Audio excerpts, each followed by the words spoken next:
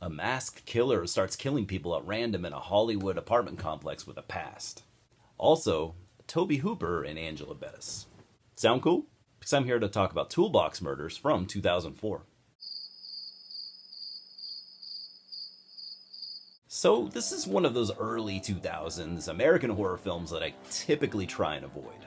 Sure, there were plenty of gems back then, but overall a pretty terrible era for horror, in this country at least. I'd like to say that knowing Tobe Hooper directing it was enough to intrigue me, but it really kind of wasn't. I mean, I like those first two Texas Chainsaw Massacres, who doesn't? Especially the first one.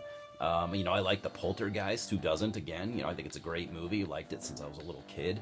And I think Eaten Alive is okay, but I never really saw the appeal. Oh, and Funhouse is a lot of, well, fun. The rest of his stuff, I guess I just never saw. I mean, am I missing anything? I do want to check out Life Force. I've been wanting to see that one for a while. Anyways, as far as the cast goes here, it's a good cast. I mean, it totally works, at least. Serviceable cast, I guess you could say. Our main character is Nell, played by, one of my personal favorites, Angela Bettis. I just love her. I always have. And it was cool to hang out with her for an hour and a half while she tries to figure out the secrets of this historic Hollywood building. I wasn't super familiar with the rest of the cast, but they are all pretty decent, and they all come together in just the right way. The rest of them are very much side characters, so Angela carries the load here, and, I'm fine with that. Sherry Moon Zombie makes an appearance, which I did not see coming. She's the first person you see, actually, and don't worry, she isn't really annoying in this movie. We also get Juliet Landau, who I know from Ed Wood, but she was also on Buffy. I like her. And our villain, the Coffin Baby. I just like to say that, which I love that name. It's fun. He's played by veteran stuntman Christopher Doyle. Are stuntmen just good at playing horror villains? I mean, as long as, they don't have a ton of dialogue, it's pretty cool to me.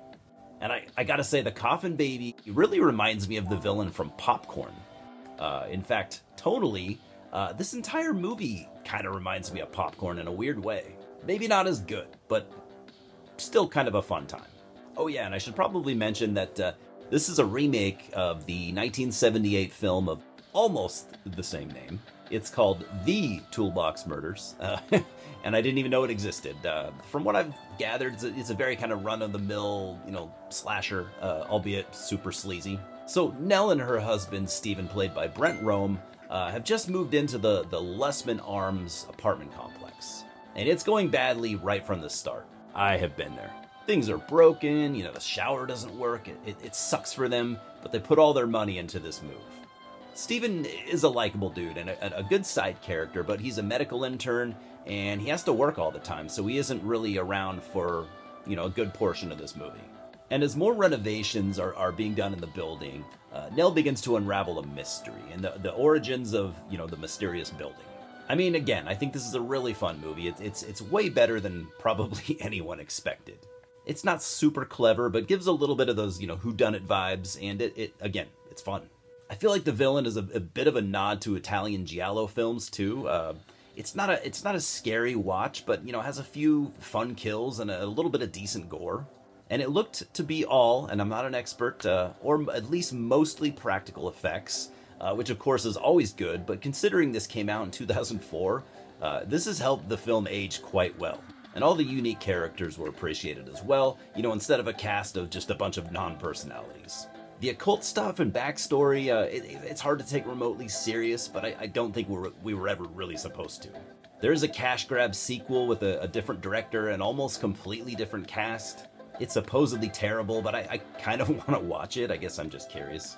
So I'm giving Toolbox Murders a solid 6 out of 10.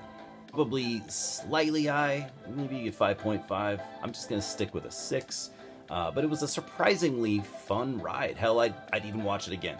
I'd recommend it to fans of slashers, especially the ones that don't take themselves serious, and definitely fans of Angela Bettis. Grab a pizza, maybe a friend or two, and just have a good time with this one. Cheers, guys.